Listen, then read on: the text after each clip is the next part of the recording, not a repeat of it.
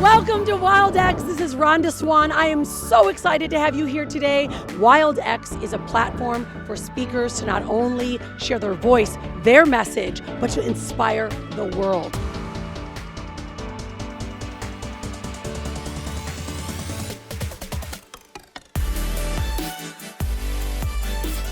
What if you knew your expiration date? Not a concept, not a quote on a social media post, but an actual date in a calendar. What if I asked you, what does April 18, 2026 mean to you? Anyone? Nothing? Anniversary. Anniversary, yeah. It's just, and it's 6 months from now, right? But what if I told you that's the day you're going to die? What kind of things would you be doing differently today? Would you still be with your same partner? Would you still be hanging out with your same friends, same line of work? Would you still be talking about that dream instead of living it?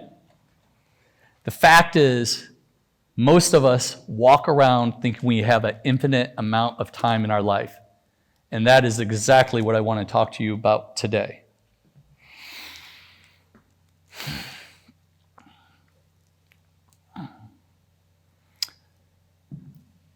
So, how many times have you ever made a big promise to someone else or even yourself that you're going to do something big, but you just sat on it? Anyone? Hands up. Same with me. This is my life. I've lived it.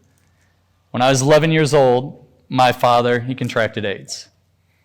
My parents divorced when I was 6 years old. Found out my dad was gay. This was pretty heavy. Back in the 1980s, AIDS was a death sentence. My dad didn't know if he had 6 months to live, 1 year, 2 years. Fortunately, he lived for 5 years. But something switched with him. He went from existing to living. And he took my brother, my sister, myself out of school. We traveled the world. We rode camels through the pyramids of Giza, traveled throughout Europe, sailed down through the jungles of the Amazon River. We didn't talk about life, we experienced it. And the valuable thing that I learned from him, death is inevitable. But wasting your life, can't do that. My wife, 27 years we've been together. My love of my life. Back in 2008, lost everything financially. Real estate developer, stole everything, bank accounts to nothing. And I remember my wife saying to me, I vowed never to put my child in daycare. And I looked at her and I said, we're never guaranteed another day in our life. And just like that, we said, fuck it. Let's get rid of everything, the house, the cars. Let's go live life now because we have no other opportunity to do it than right now. This internet thing, we knew how to market. It's not going anywhere. Packed up everything, and that was 17 years ago. Our daughter was 1 year old. She's now 18, taking pictures right here. She's taking pictures with Tony Robbins last week. We've traveled to all 7 continents, spoken on stages as a family on every single continent. And the thing was, we built our businesses on beaches, not in boardrooms. And through all this experience, I thought I understood what life and death was.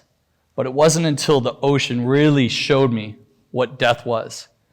We were living in Fiji, 2010. It was one of the biggest swells of the year. My friend Ben had a boat. We're going off to a world-class wave, 22 kilometers away from the shore. It's pumping, getting the rides of our life. And right before sunset, bam, big set wave comes, 20 foot plus, 2-wave hold down. Now, for all you surfers, or people that aren't surfers, if you don't know what a 2-wave hold down is, like when you get hit by a wave and you're underwater struggling and you're like, oh my God, if I don't get a breath, I'm going to die. Well, I was down for a long time, the longest I've ever been. Go to open my eyes, I'm about there, and then bam, the next wave. And I thought I was going to die right then if I didn't catch the breath. And now everything goes black, chaos, your lungs are expanding, you're like, oh my God. And all the training from big wave surfers is the only thing you can do is just let go. Surrender, relax. And when I finally came up for that breath of air, I saw Ben for a split second. His eyes are rolled back in his head. And then the next 20-foot wave hits me. I'm underwater going, he's dead. God, I hope he left the keys in the ignition. Literally, that's what happened. And I'm like losing almost consciousness. Like, I was like, man, if you can just let me out of this, like, I'll do anything and get to surface for that one breath. Our boards are broken. Get another split second. His head's blood is spitting everywhere. And I'm like, holy, next wave, bam! I'm like, if he wasn't dead the first time, he's totally dead this time. And I'm like, now I'm starting to lose consciousness. So I'm like, this is it. All I'm thinking about is my wife, my daughter, everything. I'm like, it's about, this is the way it goes. At least I'm doing something I love.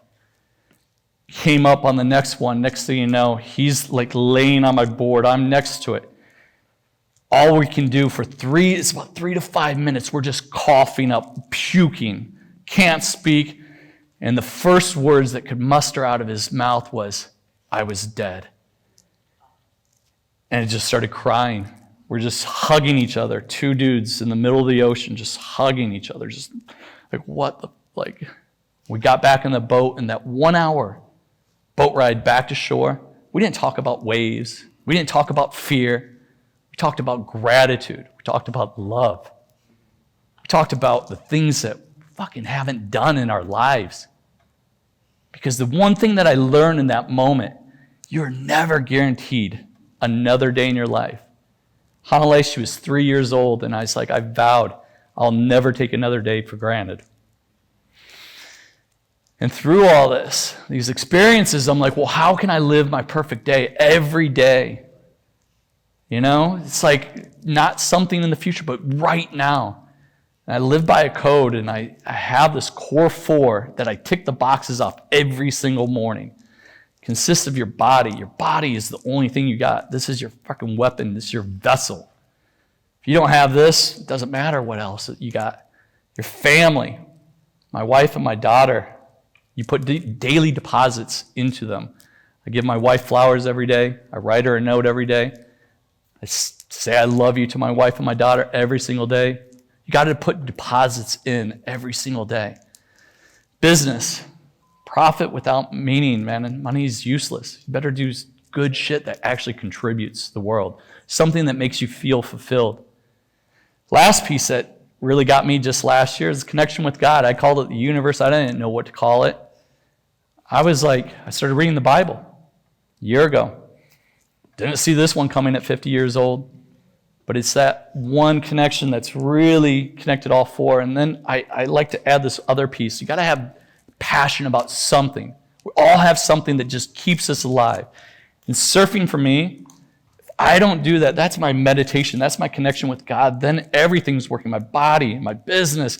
Shit, we just took a 10-day trip to the Metawise with men, and it was like money just kept on. I'm like, I think I must surf more, honey. I better do more of this stuff.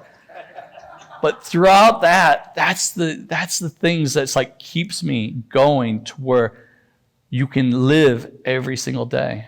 And from my father, dying at 16, me almost dying at 34, losing everything in between, the fact that I know is that death is inevitable.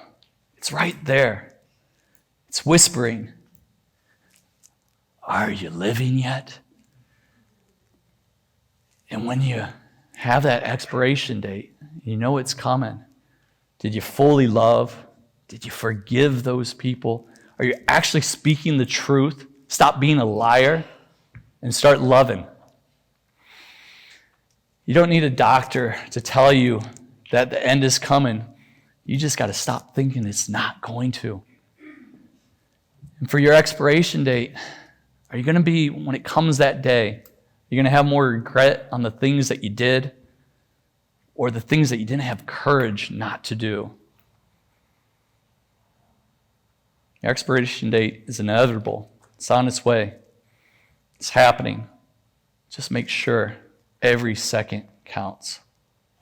Thank you.